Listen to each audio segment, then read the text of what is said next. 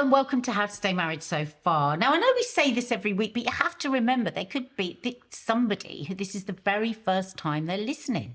So if you are listening and you'd like to have a look at us, we've not made much of an effort, but we are over on YouTube because we film this podcast. So our YouTube channel is the Sawalha-Adderleys, and there's a whole lot of other stuff that goes on over there as well. Loads of content uploaded every day.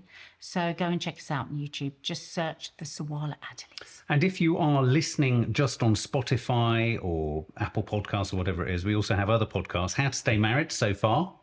That's the one we're doing now. Which we're doing. What's the other one? Oh, Agony Aunts and Uncle. Yeah, sorry. And the Popcorn Junkies have their own podcast account too. So I didn't realise that you could subscribe to a podcast channel. So we only found this out last week, so that's why week before last. That's why we started saying it's incredibly exciting. Yeah. How many hundreds of podcasts have we done? Just there's quite a few who've subscribed to the Popcorn Junkies. I didn't realise got quite a big number in America for all our reviews, which is chin. Maybe we should have done a bit of research before we started doing all these podcasts. Classic us, ADHD and all this. Two ADHD people diagnosed, not bandying the word about. We are actually diagnosed. Now, can I just ask something? Because sometimes I've said in the past when you listen to other podcasts, you hear people, they really ramble on at the beginning of a podcast, don't they? And people then say, oh, this is what we like about podcasts. It's so normal, it's so relatable, it's so everyday chit chat and all that kind of stuff. And we never do that. We used to do it. But then when I started listening to podcasts and it annoyed the hell out of me, I just thought, we've got to cut that bit. Well, I'll tell you the one thing we don't have is really annoying podcast music. I mean, I do find a lot of podcast music at the beginning really, like the one we had on Confessions of a Modern Parent. Yeah, it's like, get rid of it. Get rid of it. I don't know why it was there. Anyway. So, today, we were ruminating a fair bit on what we would do today. And it was... We just had a nice walk in the park with the dogs. Basically, we didn't have a fucking clue. We didn't have a fucking clue. But then we were like, we had some ideas, but it didn't quite feel right because I think because of what's been going on in the United Kingdom this week, i.e. that our king has been coronated and so has our queen, the king and queen we now have. And also because in our own personal life, a friend of ours has been going through a big breakup. And because we've had lots of conversations around, Camilla and Prince Charles when they were having their affair and Diana and, the fact that at the beginning, was she going to be made Queen Camilla? And then here we've seen her being, crowned. A lot of crowning going on. Yeah. And then our friend has just had a breakup that isn't in any way royal. But it just made us think about all those things that happen around a breakup. If you are in a relationship where there is fame, so a celebrity, a movie star, a model, a king and queen, it's very difficult, extra difficult, because you're seeing all these incredible moments played out. And, when we were growing up and when we were in the place of breaking up with people or not, you would break up with somebody, then you never needed to see them again. But this friend of ours at the moment that's going through a breakup, she talks a lot about the fact that you can see everything on Facebook and how painful it is and how she can't escape the memories. And then with the king and queen, obviously Princess Diana is no longer with us, but there's her family, there's her extended family, there's her brothers, there's sisters, and to have this played out, the joy of this relationship, and in such a magnificent way, it just got us talking on this walk about the fact that actually it's sort of thrown away a lot that a breakup is, it's like grief. But it really is it's like a death. If you've been really invested in somebody, even if you are no longer in love with them, it's a death with all the painful moments that a death will bring up. This friend of mine was saying to me, going to this place or listening to this piece of music, I dread it because it brings up these feelings and then I want to cry and I was saying to her, God, it's so like when somebody dies. I think it's even worse than that. I think potentially, how they talk about people who sadly, struggle with Alzheimer's or some form of dementia. And there's the sort of double death, isn't there? There's the death the living death, where you see them sort of lose remembrance of you, and essentially because any relationship is a two-way street, you lose them because they lose you. And then, of course, there's the literal death, you know, when they die. So I think the thing about relationships, and I think that what was really interesting about what you were saying earlier when we were walking, was the idea that for me, so parking aside the dementia Alzheimer aspect for a minute,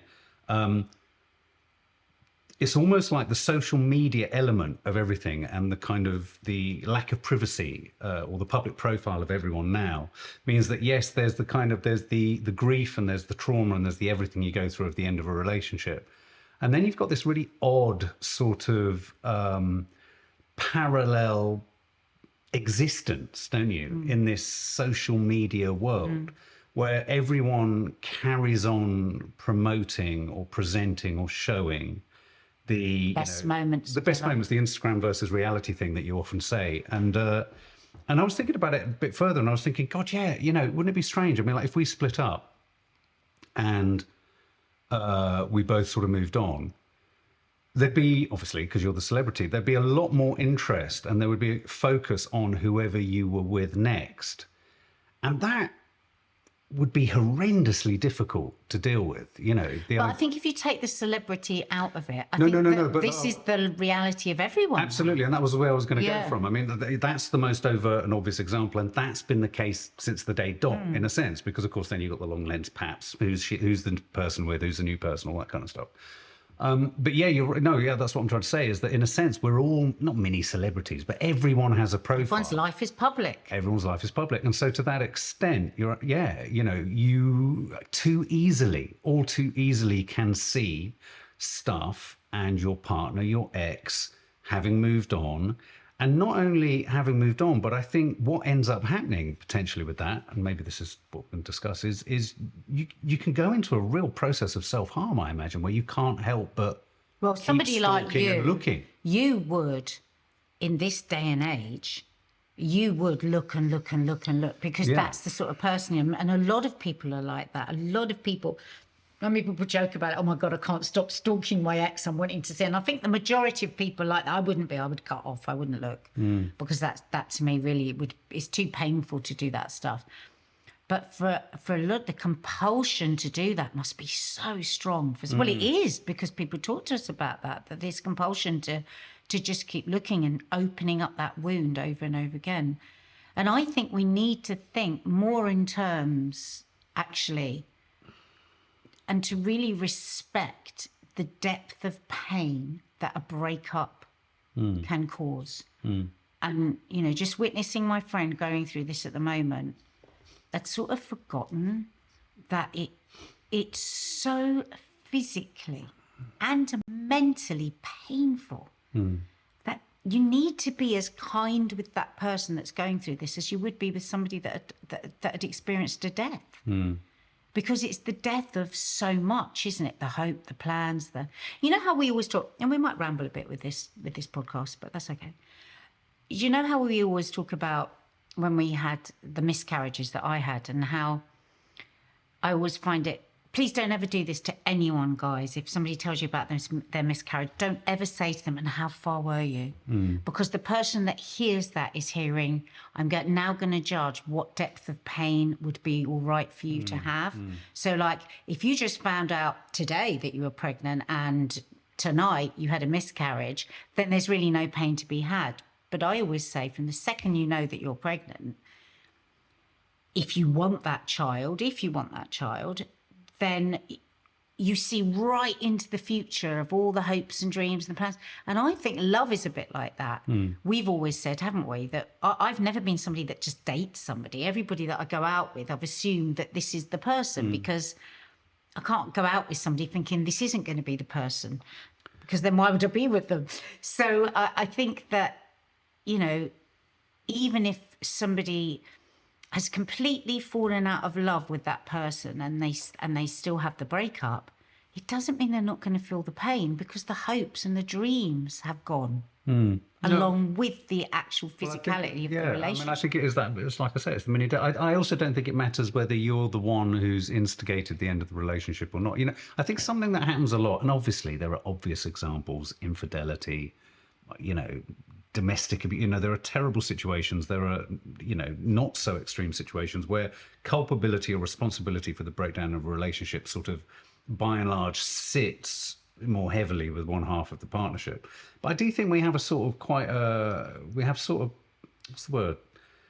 We're very sort of breezy and very quick to assume that, you know, if someone's broken up, there must have been a good reason. And, you know, we don't give it the attention or we don't give it the focus, or we don't give it the care that we would say to someone, I don't know, losing a relative or losing a job, or, do you know what I mean? There's almost a kind of, let's quickly work out who was at fault here, and then let's move on. I mean, obviously, if it's someone that you're close to, you're going to care for them, but even in that, there's an aspect of, well, you're going to get over this. You've got to get over this. You need to get over this. You know what I mean? It's sort of, we're quite brutal, I think, with the idea that the end of a relationship, a loving relationship of any form or of any duration, is something to really be mourned.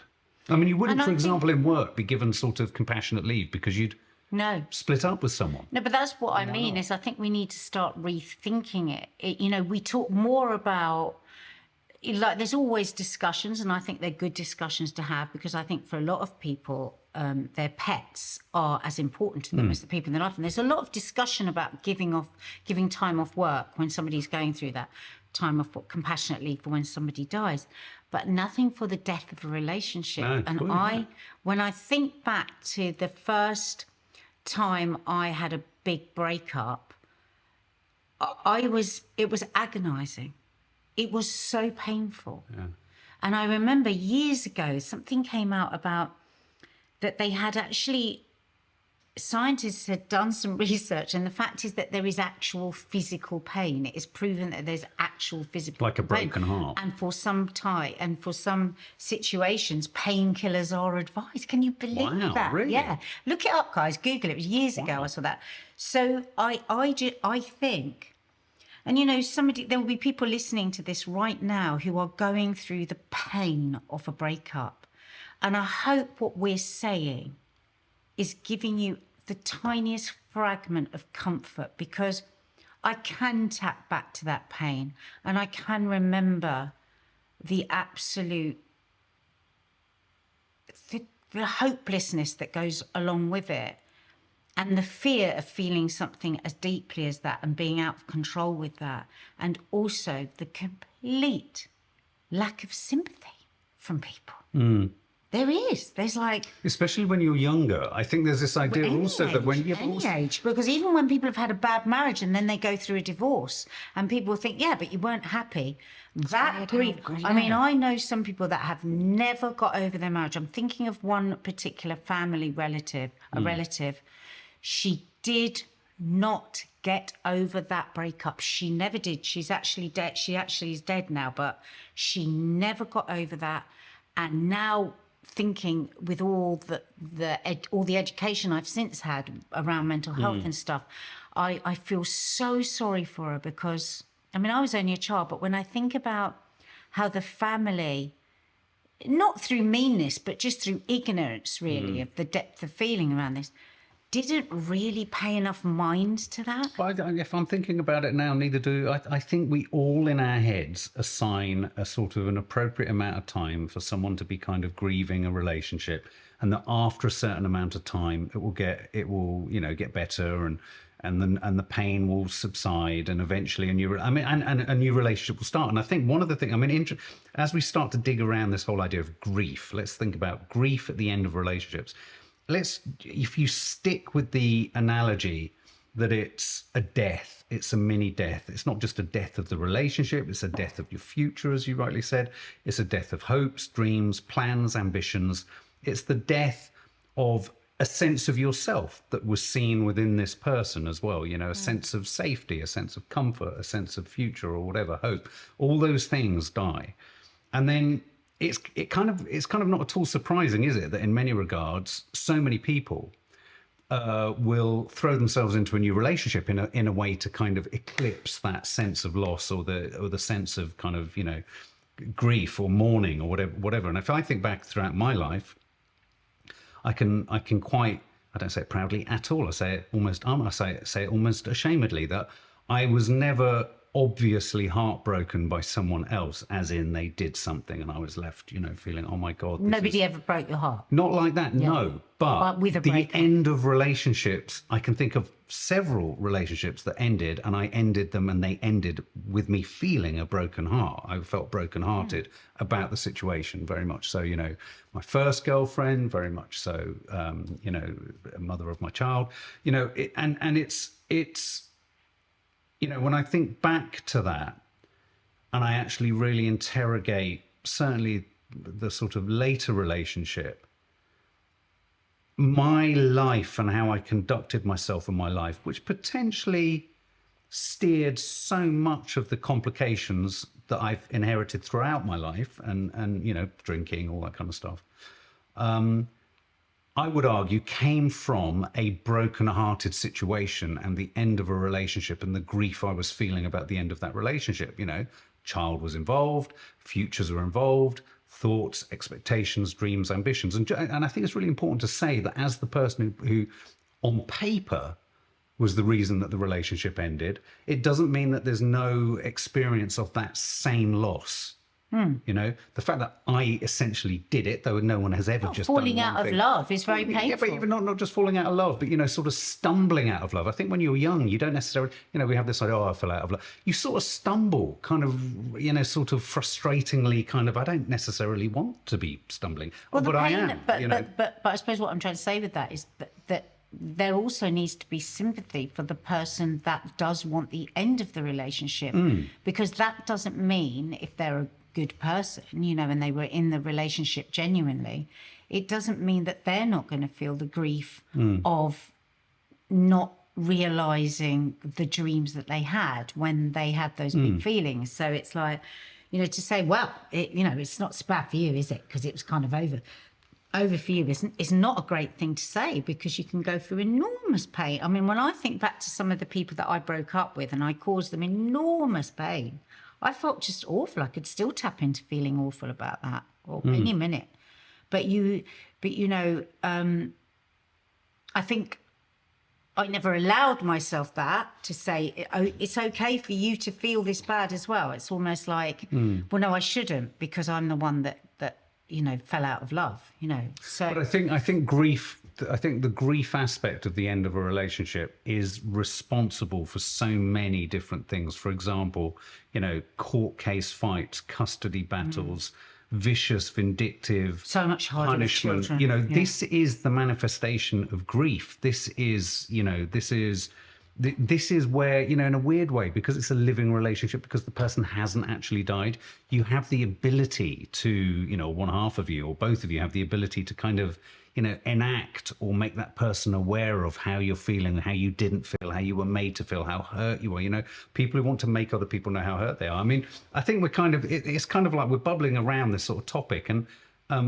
you know, I think, you know, the difficulty today is that no breakup, as you say, can happen or necessarily does happen privately, though, you know, maybe there are a lot more people out there who are on Instagram, as we know. But you know, I do think grief if I think back to some of my relationships, like my first relationship, which I think back on so fondly, I was absolutely grief-stricken because there was a very slow, gradual awareness that crept in that this wasn't going to last, that we were diverging, that her ambitions and what she wanted from life didn't match mine. And that doesn't necessarily matter so much when you're older, because you can find ways of interdependently doing that. But when you're so young, it kind of does matter, because you're going to cut a certain path in a certain way with a certain energy, and you're going to be either, you know, the other person's just going to be left behind. Yeah, anyway, you know, and so whilst I had more of an awareness of that, it very much felt like I was going to have to be the one that had to compromise my life back to fit with that. She wasn't asking anything of me, but I knew that within a minute I would be asking a hell of a lot of her. And I knew that that was impossible, because we just weren't growing in that way. And it was really weird, because There was no obvious moment. There was no, oh, I think we should. We both just knew. And I remember going off to college feeling grief-stricken, but not because someone had dumped me, just grief-stricken that I lost someone who was such a major part of my childhood. Yeah.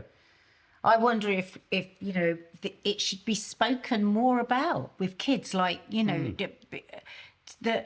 because I think so often what happens is it comes at such a shock, the level and depth of pain that you can feel within a breakup. I mean, it certainly did with me. I was so shocked. I just couldn't believe it.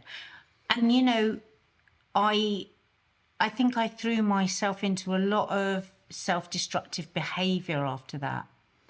And I think, you know, as parents, if this ever happened with our girls, I would have a very different approach to that of my parents, which was parents kind of want you to get over it very quickly because it's actually very painful for them to watch.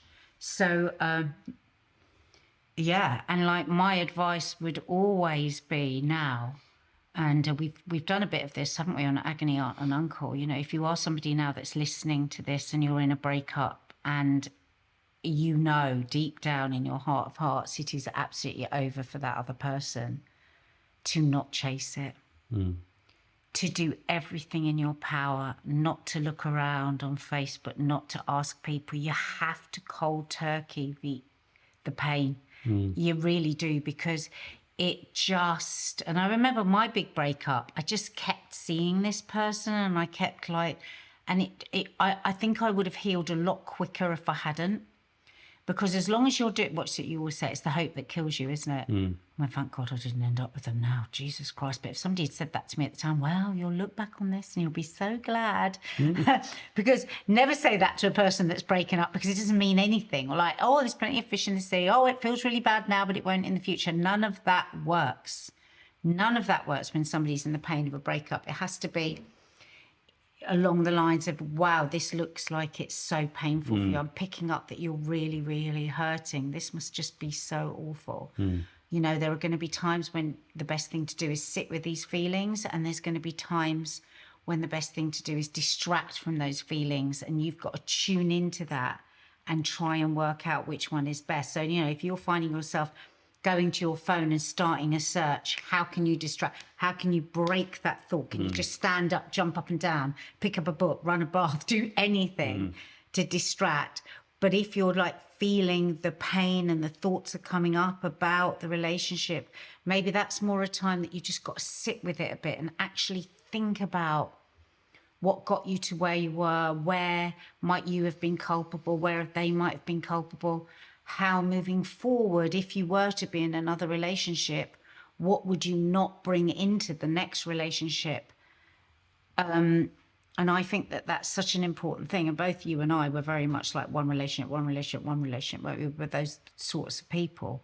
And I think probably we didn't learn enough in between, because there should be a period of time in between. But we grew up in a generation where nobody ever said the word sit with your feelings. No, like, no. What do you mean? What the fuck does that mean? I mean, once I went to America at 17 and I was living with this family, and they said, oh, we're all going to get together and just have a feelings session. And I thought we were all going to have to feel each other. Sounds like my idea of a Friday night. Because it was like, I had no concept of that. No concept. So I suppose we're bringing in a bit here, like Confessions of a Modern Parent, that like if you're parenting somebody as well, just think about how big those feelings are. And I mean, I they have suppose to be respected. And neither of us have had to have that experience, in a sense, of seeing a partner or an ex that we've been with, who we've split up with, whether it was our choice or their choice. We haven't had to go through that generational thing of seeing them and having to see them with someone else, and having to see, and it's that terrible thing as well. I think the added pressure with social media, because social media is so, dedicated towards the presentation of perfection, that what you're going to see of your ex with their new partner is not only your ex with their new partner, which is in our day would have been bad enough. Perhaps you'd have seen them at a party or in a restaurant, or you might have been in the same neighborhood and you're like, oh my God, there's my ex and they're with someone else. In fact, what you've also got is them popping up on social media, having the best fucking time ever. and doing all the things that perhaps you used to do or wanted to do, or that side of it all is just so difficult. But then so much of that is about ego, it's about pride, it's about it's so hard. It's so hard. But it's interesting that just by talking about it, you realize we do not afford the same respect or care or attention or importance to the loss of a relationship as we all like to think we do. I mean, there's a huge business. You go online, you go anywhere. When we're researching news stories, there's a whole section called relationships. The copy that appears in all these magazines, online magazines, in the shops, it's all about relationships. And then when it comes to the split up moment and the breakup and the consequences of that, we give it short shrift. We give it a little bit of time, then move on. It's weird. And yet there's a whole industry moving you towards all the time finding the perfect person. Swipe right, and what you have to do that, and what you have to. Isn't it? So it's almost like culturally we're not.